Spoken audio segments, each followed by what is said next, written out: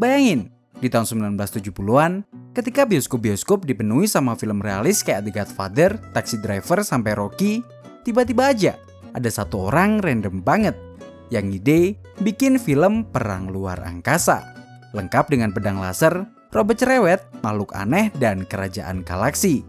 Buru-buru ada teknologi canggih kayak sekarang yang bisa bantu bikin efek visual pakai AI. Waktu itu, bahkan komputer grafis saja masih jadi hal baru di dunia film.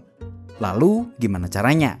Dia bisa ngejual imajinasinya ke studio film besar kayak 20th Century Fox, hingga akhirnya bikin legacy lewat Star Wars. Dan fakta menariknya nih, kalau nggak ada imajinasi layar mas-mas ini, mungkin sekarang juga nggak bakalan ada DC Universe, Marvel Universe, hingga dunia sihir Harry Potter.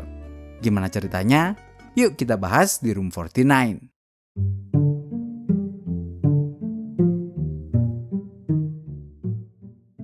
Namanya George Lucas, seorang pemuda yang pernah bercita-cita menjadi pembalap profesional. Tapi, mimpinya kandas setelah mengalami kecelakaan mobil waktu masih SMA. Kejadian buruk itu bikin dia trauma dan mutusin buat lupain mimpinya untuk bikin mimpi baru lewat kamera. Setelah lulus SMA, dia lanjut ambil seni perfilman di University of Southern California. Disinilah dia dapat bekal penting buat karirnya di dunia perfilman nanti.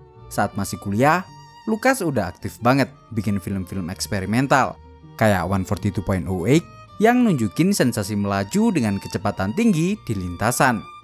Lalu The Emperor, film dokumenter soal DJ Radio Rock di San Francisco.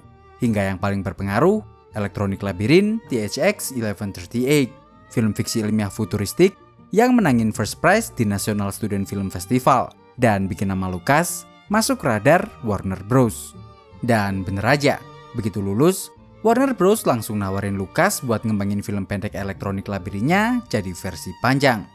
Filmnya diberi nama THX 1138, dirilis tahun 1971. Para sineas dan kritikus sangat memuji film ini, tapi secara komersial, film ini gagal total. Temanya yang terlalu futuristik bikin film ini susah diterima penonton, yang waktu itu lebih suka film realis yang membumi. Ceritanya juga terlalu abstrak, bikin penonton yang saat itu nonton film buat cari hiburan gagal paham.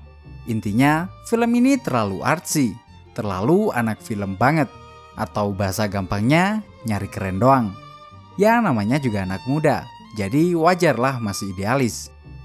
Belajar dari kegagalan itu, di tahun 1973, Lucas bikin film baru yang ikut arus zaman.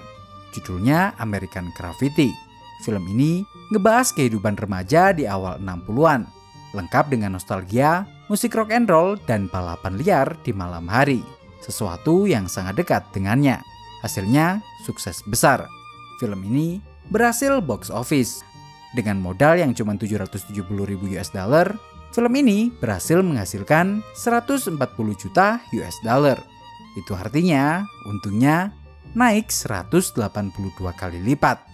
Tapi menariknya, kesuksesan film ini gak bikin Lucas terlena dan bikin film realis serupa yang lebih banyak. Karena sebenarnya ini adalah bagian dari strateginya. Film American Graffiti hanyalah batu loncatan untuknya.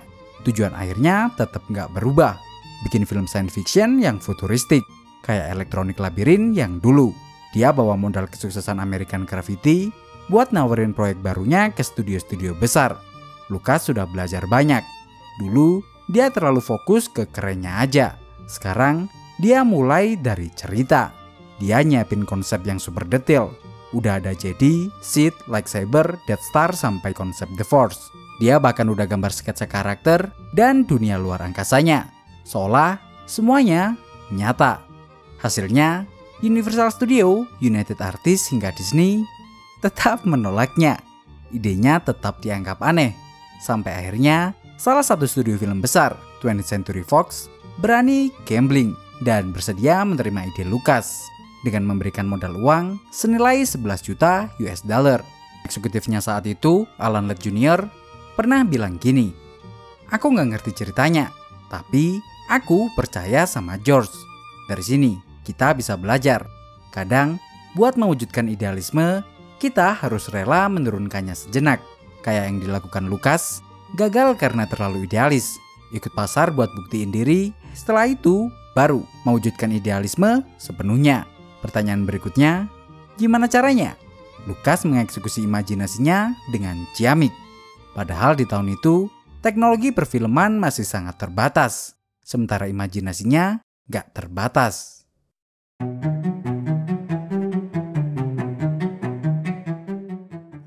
Setelah mendapatkan suntikan dana dari 20th Century Fox, Lucas nggak langsung syuting kayak film-film lain. Dia harus bikin teknologinya dulu.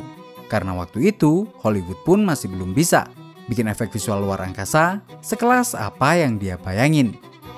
Dia nyewa gudang tua di Venice, California. Lalu, ngumpulin para talenta muda yang masih suka eksperimen, yang dipimpin oleh John Dykstra, ahli kamera yang baru aja keluar dari proyek 2001: A Space Odyssey. Divisi pengembangan efek visual ini diberi nama Industrial Light and Magic atau sering disingkat jadi ILM. Dari sinilah cikal bakal revolusi efek visual modern dimulai. Salah satu teknologi yang mereka ciptakan di era itu adalah Dixtraflex, sebuah kamera yang bisa bikin gerakan kamera presisi untuk adegan luar angkasa. Efek visual yang mereka kembangin jadi tulang punggung di Star Wars.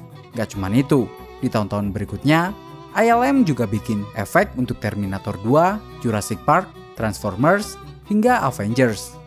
Tapi ternyata masalah nggak selesai sampai di situ. Setelah masalah visual efek kelar, muncul masalah lain saat proses produksi film. Hampir semua orang meragukan film ini. Robot R2-D2-nya sering macet. Banyak adegan yang juga melenceng dari rencana. Dan yang paling fatal, dialognya kaku banget. Ya, dialog kayak The Force will be with you. Dan I recognized your foul stench when I was brought on board. Dinilai lebih mirip gaya penulisan novel daripada skrip film.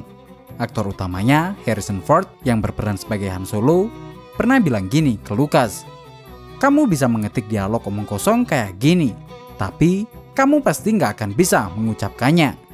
Bahkan aktor senior di film itu, Alec Guinness, juga pernah curhat ke temennya dengan kirim surat berisi, "Dialognya sampah, tapi setidaknya aku dibayar dengan baik." Dan bener aja, setelah rough cut-nya jadi, dia ngajak teman-teman sutradaranya, termasuk Steven Spielberg, buat nobar. Hasilnya, mereka kompak, bilang kalau ceritanya nggak nyambung. Tapi, alih-alih marah, Lucas justru dengerin, dan jadiin opini-opini temennya sebagai landasan untuk memperbaiki Star Wars. Dialognya tetap dipertahankan, karena kalau syuting lagi ya bisa boncos. Yang bisa ia lakukan selanjutnya adalah memperbaiki lewat efek video visual dan musik.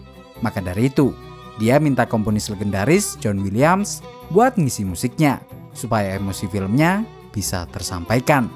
Dan yang terpenting, ia mengaplikasikan senjata rahasianya, efek visual canggih buatan divisi ILM. Hasilnya, begitu rilis, Star Wars meledak dan jadi box office. Dari modal film yang hanya 11 jutaan US dollar, Star Wars berhasil ngasilin 775 juta US dollar dan jadi film terlaris sepanjang masa saat itu. Penonton takjub, Star Wars bukan cuma film, tapi pengalaman baru. Film ini ngubah efek visual dari sekedar trik layar jadi bahasa utama sinema. Bahkan, Star Wars juga dapat penghargaan Best Visual Effects di Oscar, penghargaan industri film paling bergengsi di Amerika Serikat. Menariknya, Star Wars nggak cuma bawa pulang satu penghargaan di ajang ini. Mereka borong 6 penghargaan. Bisa dibilang, Star Wars adalah titik balik terbesar dalam sejarah efek visual modern di dunia perfilman. Kalau nggak ada film ini, mungkin aja kamu nggak bakal bisa lihat film-film dari DC Universe, Marvel Universe, hingga dunia sihir Harry Potter. Tapi yang menarik, ada satu hal yang bikin semua ini semakin mind-blowing, yaitu deal rahasia antara Lucas dan 20th Century Fox. Deal yang bakal bikin Lucas jadi triliuner. Bagaimana isi dealnya? Yuk kita bahas di chapter selanjutnya.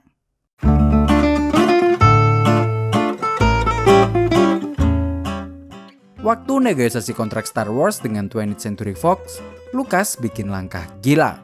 Dia rela gajinya dipotong, asal dapat hak penuh atas merchandise dan sequel. Waktu itu, emang bisnis merchandise film belum seseksi sekarang. Jadi, 20th Century Fox mungkin mikir kayak, Ya udah kasih aja, lagian siapa sih yang mau beli mainan dan kaos luar angkasa? Tapi ternyata mereka salah besar. Sejalan dengan kesuksesan film ini, merchandise Star Wars laku keras. Semua orang pingin punya action figure Stormtrooper, Darth Vader, Chewie, sampai robot R2-D2. Bahkan Kenner, brand yang dipercaya jadi pemegang lisensi oleh Lucas, juga kewalahan. Mereka sampai jual Early Bird Certificate Package, kotak kosong yang berisi sertifikat janji bahwa pembelinya akan dapat mainannya nanti. Dan anehnya, kotak kosong itu pun laku keras. Dalam setahun, mainan Star Wars berhasil ngehasilin 100 juta US dollar. Dan dalam periode 1977 sampai 1985, Star Wars berhasil ngejual 300 juta piece mainan. Dari sinilah, studio-studio besar akhirnya sadar kalau film nggak cuma soal box office saja, tapi juga soal universe dan merchandise. Model bisnis kayak gini yang akhirnya ditiru oleh studio-studio besar kayak Disney, Marvel, sampai Warner Bros. Dan ya, sekali lagi, Star Wars jadi pionir di dunia perfilman.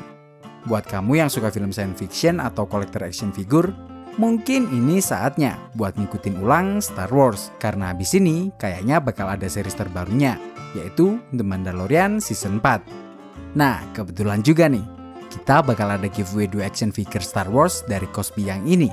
Kalau kalian tertarik, like dan komen di video ini. Alasan kenapa harus kalian yang dapat action figure ini. Jangan lupa cantumin nama IG kalian juga di komen, karena nanti pengumumannya bakal kita share di igroom49.id. Jadi kalian juga wajib follow IG kita yang ini ya. Oke, sampai di sini. Jangan lupa like, share, dan subscribe Room49 kalau mau lihat video yang kayak gini lebih banyak.